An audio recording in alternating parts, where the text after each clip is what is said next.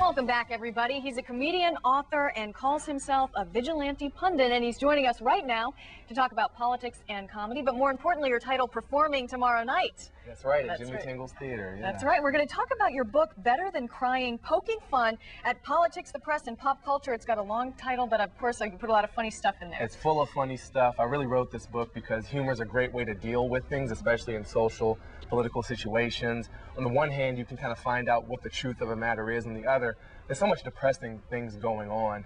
You got war going on, you've got jobs not going on, and if you focused on all that, you would spend your whole day crying. Well, this is a little bit better than that, and comedy helps you deal with some of those tough times. And of course, obviously, you have so much material right now, an endless supply of material. Yeah. Who are you pulling for in the election? Just whoever will be the funniest next president? Well, you know, there is a tough choice, but for my citizenship status, I pull for John Kerry.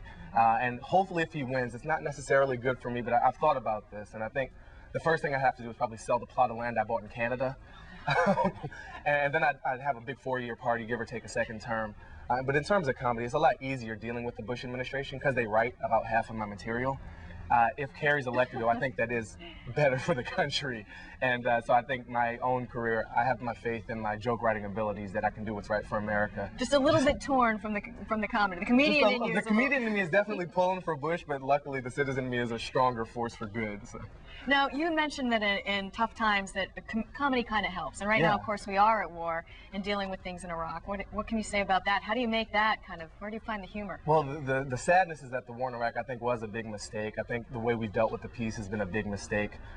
And for example, I mean, we rushed the Iraqis to write a constitution in just 6 months. It's kind of a lot of pressure. I mean, you got to deal with the whereas and the wherefore, strange punctuation, the S's that look like F's.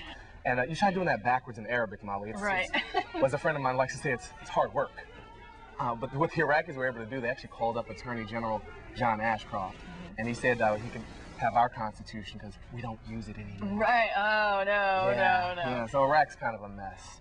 But it's good for comedy. Of course, yeah. And of course you'll have that and way more tomorrow night. Way more tomorrow night. We've got some guest comedians helping out the show. It's an hour long, $5 for students. So if you have no money, show up. It's okay.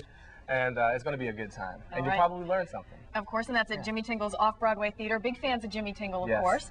And of course, that'll be at about 7 o'clock tomorrow night, right there in Somerville. So anybody that wants to check out that show, there's a number to call, 617-591-1616. And of course, they can check out your website there. Baratunde.com. That's right. Baratunde.com. And look, that's not even pricey, $10. $10, and that's like $5 if you're a student, you have no money, just bum a cigarette, sell it, $5, you got it. All right, Baratunde, thank you so much for joining us.